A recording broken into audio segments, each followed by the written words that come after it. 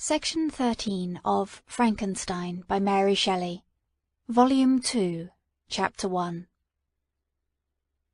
Nothing is more painful to the human mind than, after the feelings have been worked up by a quick succession of events, the dead calmness of inaction and certainty which follows, and deprives the soul of both hope and fear. Justine died. She rested, and I was alive. The blood flowed freely in my veins, but a weight of despair and remorse pressed on my heart, which nothing could remove. Sleep fled from my eyes.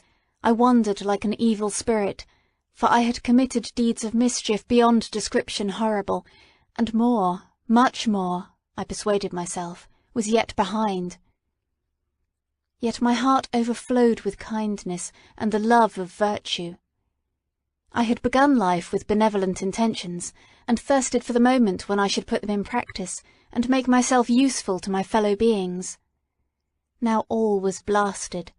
Instead of that serenity of conscience, which allowed me to look back upon the past with self-satisfaction, and from thence to gather promise of new hopes, I was seized by remorse and the sense of guilt, which hurried me away to a hell of intense tortures, such as no language can describe. This state of mind preyed upon my health, which had entirely recovered from the first shock it had sustained. I shunned the face of man. All sound of joy or complacency was torture to me. Solitude was my only consolation. Deep, dark, death-like solitude. My father observed with pain the alteration perceptible in my disposition and habits, and endeavoured to reason with me on the folly of giving way to immoderate grief. "Do you think, Victor," said he, "that I do not suffer also? No one could love a child more than I loved your brother." Tears came into his eyes as he spoke. "But is it not a duty to the survivors that we should refrain from augmenting their unhappiness by an appearance of immoderate grief? It is also a duty owed to yourself, for excessive sorrow prevents improvement or enjoyment, or even the discharge of daily usefulness, without which no man is fit for society." This advice, although good, was totally inapplicable to my case. I should have been the first to hide my grief and console my friends, if remorse had not mingled its bitterness with my other sensations. Now I could only answer my father with a look of despair, and endeavour to hide myself from his view. About this time we retired to our house at Bellerive. This change was particularly agreeable to me. The shutting of the gates regularly at 10 o'clock, and the impossibility of remaining on the lake after that hour, had rendered our residence within the walls of Geneva very irksome to me. I was now free. Often, after the rest of the family had retired for the night, I took the boat, and passed many hours upon the water. Sometimes, with my sails set, I was carried by the wind, and sometimes, after rowing into the middle of the lake, I left the boat to pursue its own course, and gave way to my own miserable reflections.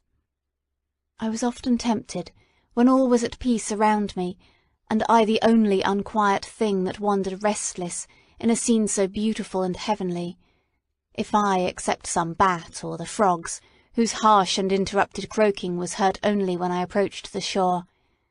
Often, I say, I was tempted to plunge into the silent lake, that the waters might close over me and my calamities for ever. But I was restrained when I thought of the heroic and suffering Elizabeth, whom I tenderly loved, and whose existence was bound up in mine. I thought also of my father and surviving brother. Should I by my base desertion leave them exposed and unprotected to the malice of the fiend whom I had let loose among them? At these moments I wept bitterly, and wished that peace would revisit my mind, only that I might afford them consolation and happiness. But that could not be. Remorse extinguished every hope. I had been the author of unalterable evils, and I lived in daily fear lest the monster whom I had created should perpetrate some new wickedness. I had an obscure feeling that all was not over, and that he would still commit some signal crime, which, by its enormity, should almost efface the recollection of the past. There was always scope for fear, so long as anything I loved remained behind. My abhorrence of this fiend cannot be conceived. When I thought of him, I gnashed my teeth, my eyes became inflamed, and I ardently wished to extinguish that life which I had so thoughtlessly bestowed. When I reflected on his crimes and malice, my hatred and revenge burst all bounds of moderation. I would have made a pilgrimage to the highest peak of the Andes, could I, when there, have precipitated him to their base. I wished to see him again, that I might wreak the utmost extent of anger on his head, and avenge the deaths of William and Justine. Our house was the house of mourning. My father's health was deeply shaken by the horror of the recent events. Elizabeth was sad and desponding. She no longer took delight in her ordinary occupations. All pleasure seemed to her sacrilege toward the dead. Eternal woe and tears, she then thought, was the just tribute she should pay to innocence, so blasted and destroyed. She was no longer that happy creature who in earlier youth wandered with me on the banks of the lake and talked with ecstasy of our future prospects. She had become grave, and often conversed of the inconstancy of fortune and the instability of human life. "When I reflect, my dear cousin," said she, "on the miserable death of Justine Moritz, I no longer see the world and its works as they before appeared to me. Before I looked upon the accounts of vice and injustice that I read in books or heard from others, as tales of ancient days or imaginary evils. At least they were remote and more familiar to reason than the imagination. But now misery has come home, and men appear to me as monsters thirsting for each other's blood.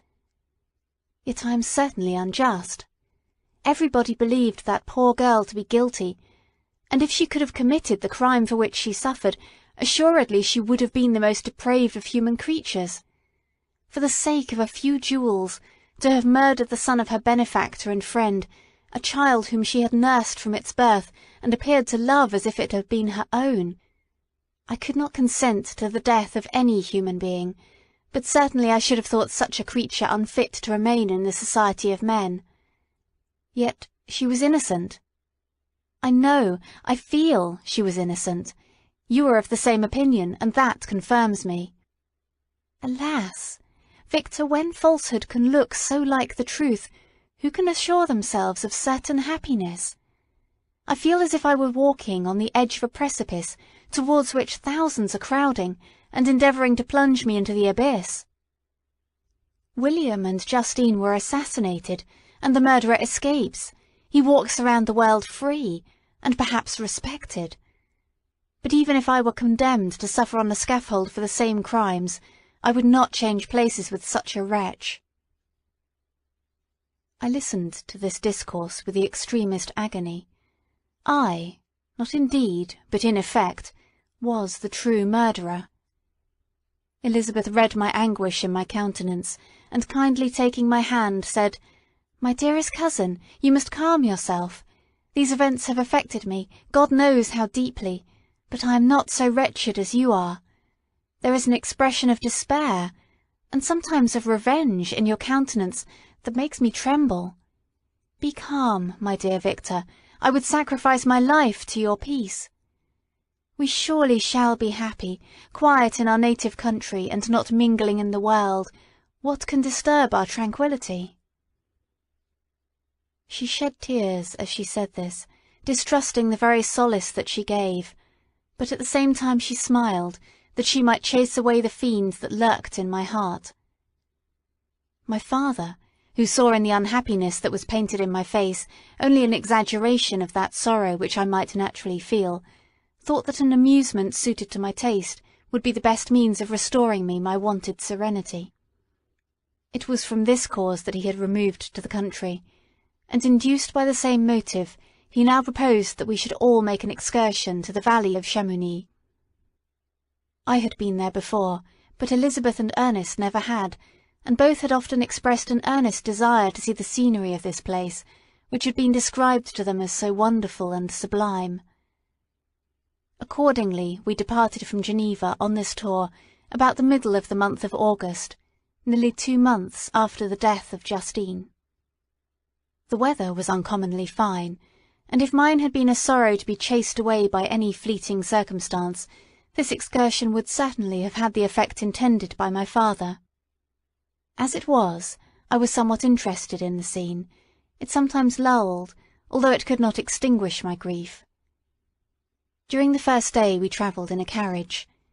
In the morning we had seen the mountains at a distance, towards which we gradually advanced.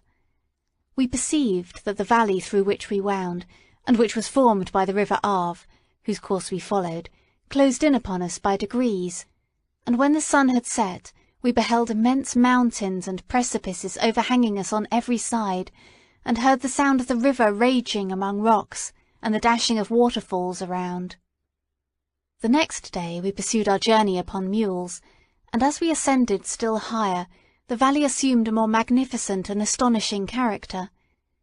Ruined castles hanging on the precipices of piny mountains, the impetuous Arve, and cottages every here and there peeping forth from among the trees, formed a scene of singular beauty. But it was augmented and rendered sublime by the mighty Alps, whose white and shining pyramids and domes towered above all, as belonging to another earth, the habitations of another race of beings. We passed the bridge of Pélissier, where the ravine, which the river forms, opened before us, and we began to ascend the mountain that overhangs it. Soon after we entered the valley of Chamounix. This valley is more wonderful and sublime, but not so beautiful and picturesque as that of Servox through which we had just passed. The high and snowy mountains were its immediate boundaries, but we saw no more ruined castles and fertile fields. Immense glaciers approached the road. We heard the rumbling thunder of the falling avalanche, and marked the smoke of its passage. Mont Blanc, the supreme and magnificent Mont Blanc, raised itself from the surrounding aiguilles, and its tremendous dome overlooked the valley. During this journey I sometimes joined Elizabeth, and exerted myself to point out to her the various beauties of the scene. I often suffered my mule to lag behind, and indulged in a misery of reflection. At other times I spurred on the animal before my companions, that I might forget them, the world, and more than all, myself. When at a distance, I alighted, and threw myself on the grass, weighed down by horror and despair. At 8 in the evening I arrived at Chamounix. My father and Elizabeth were very much fatigued.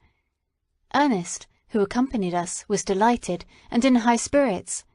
The only circumstance that detracted from his pleasure was the south wind, and the rain it seemed to promise for the next day. We retired early to our apartments, but not to sleep. At least I did not.